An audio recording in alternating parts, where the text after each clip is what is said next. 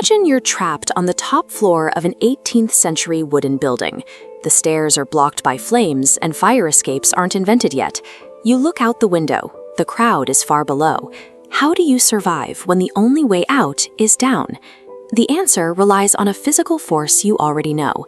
Stick your hand out of a moving car window and you feel the rushing wind push back against your palm. That resistance is called drag.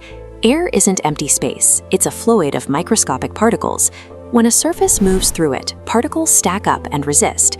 A wide fabric canopy catches this air, accumulating particles to create an upward barrier that counters gravity. You can think of it as an invisible cushion. Understanding how to build and use that invisible cushion turned a deadly fall from a guaranteed disaster into a physics problem that humans could solve. In 1783, a Frenchman named Louis Lenormand decided to solve that exact problem. He wanted a reliable tool to save people trapped in building fires. He built a rigid fabric canopy.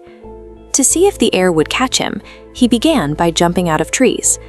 After seeing those initial results, he prepared for his first serious trial in December of 1783.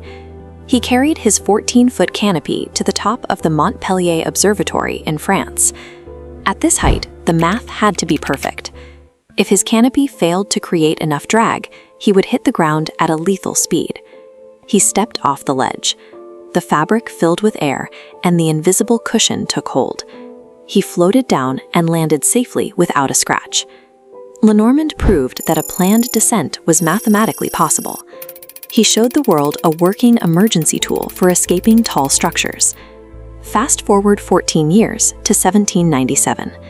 The location moves from a solid stone roof to the skies above Paris. People were now flying in early hot air balloons. Another Frenchman, André Garnerin, faced a totally different context for falling. While high in the air, his hot air balloon suddenly bursts, sending Garnerin into a violent, uncontrolled freefall towards the ground. Lenormand jumped from a stationary building on his own terms. Garnerin was caught in a chaotic, mid-air emergency. His only hope was a parachute he had rigged to his basket. He deployed it, trusting that invisible cushion to catch him out of thin air. It worked. Garnerin survived the drop, proving the parachute could be an absolute lifeline, even during a sudden, dynamic disaster in the sky. When you look at Lenormand and Garnerin side by side, you see two distinctly different jumps, one from a stable building, the other from a broken balloon. Yet both applied the exact same physical force to survive. The parachute was designed strictly as a technological tool to cheat death. Neither of these early pioneers could have walked away without trusting the actual weight and density of the air around them.